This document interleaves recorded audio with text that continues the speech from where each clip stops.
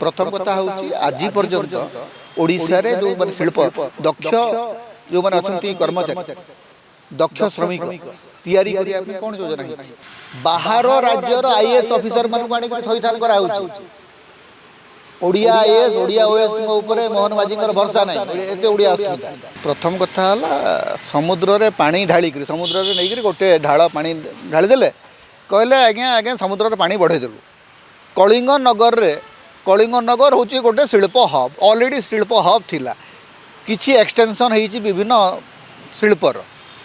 ताकू नहीं करी आपण कहते आम शिल्पर नुआ एटा कलु 36,000 नुआ सुजोग दु आज्ञा आज भी लोक दादन जाऊँगी ये जो माने गालुआमी गालु गप कारण आपण हाथ में किसी मीडिया आपण धरिक बस आपण विज्ञापन दौरान एवं आपण जुआड़े जाऊँगी आपणकर मंत्री जाकि कौटी जब चली चली गले तार मध्य फोटो बाहर मंत्री जदि कौटी ठिया हेले कौटी गोटे खाल होती मंत्री ठिया हो तार भी फोटो बाहर खबर कागज को किणिक रखिंट टीवी को किणिक रखिंट तेणु किणा विज्ञापन जदि आप भावुं बहुत लोकप्रिय होती तारी भितर आउ गोटे चित्र देखिले कि नहीं गुरुंडी करी लोक जाऊँच भत्ता आने वर्षे भितर सामान जिनस को चारि थर कहुच्छी जे 3,500 टंका सरकार को आसिले जो दिन तार से प्रथम मास घोषणा कले 3,500 दिहब एबे पुणी गत सप्ताह कहुच्छे आज्ञा 3,500 टंका देलु अरे वर्षे लगिला देवाई सामान कथा को 4 थर 5 थर प्रचार करुच 35,000 चाकरी मिले 35,000 चाकरी कल्याण हो प्रथम कथा हूँ आज पर्यंत ओडिशा रे जो माने शिल्प दक्ष जो माने अछंती कर्मचारी दक्ष श्रमिक तैयारी करने कौन योजना है अनेक बड़ बड़ कंपनी बाहर आणुचंती स्किल्ड लेबर ओडिशा रे नाहंती बोली बाहर आणुचंती ना एवं स्किल को बढ़ाइबा जो उद्यम आरंभ होता नवीन पट्टनायक सरकार समय वर्तमान से काम को ताकू नहीं केवल गुड़ाए गालु गप गुड़ाए भाषण गुड़ाए प्रतिश्रुति देकर एकदम ओडिशार कल्याण हो गला ओडिशार दादन चलीगला यहाँ हूँ केवल गालु गप ए गालु गप 17 लक्ष कोटी टंकार पुंजी निवेश कूड़े होती 17 लक्ष कोटी टंकार केते आसला तार गोटे हिसाब मांगा दरकार 17 लक्ष कोटी टंकार पुंजी निवेश कथा उठी परा उत्कर्ष ओडिशा रे से 17 लक्ष रु 17,000 आसला कि केउझर रे वर्ष तो पूरी गला इटाटे पड़े कौटी कलिंग नगर जोटी कलिंग नगर को गोटे शिल्प हब भाव में गत सरकार तैयारी करते एवं ये गत सरकार विजु पट्टनायक समय कलिंग नगर को गोटे इंडस्ट्रियल हब भाव में निर्माण करने आरंभ होता से स्वराज पॉल को डाकिकी that is the dream of Biju Patnaik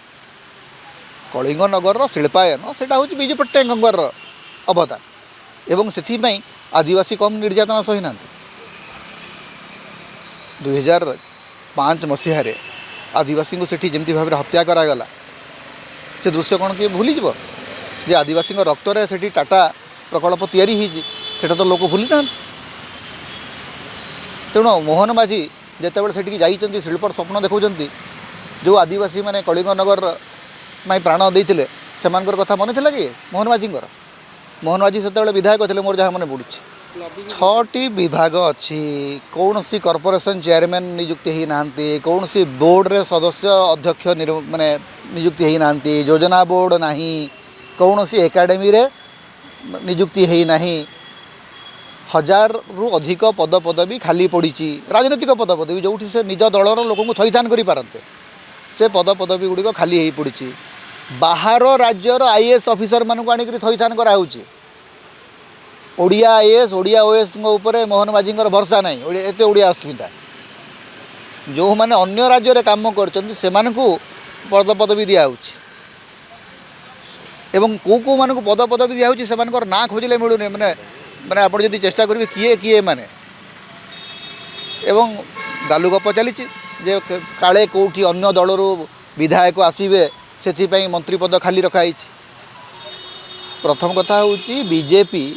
रो कली दांडे पड़ी हाटरे गड़ुची गतकाली आप देखिले कि नहीं बलांगीर रे तांकर विधायक बीजेपी विधायक टिटलागढ़ विधायक आसिक जिलापाल ऑफिस जगह अनशन कर प्लाकार्ड धरिक बसुँच एवं तांकरी सांसदों विरुद्ध में स्लोगान दौरान बीजेपी अन्य मानक बहुत आंगुठी देखा जो जिला को जातु सेठी एमपी एमएलए भितर पड़ूना एवं प्रशासन से सबुठी स्थान होकर पड़ी मोहन माझी भल भाषण दौरान देखा जाऊ केते दिन भाषण सरकार चले।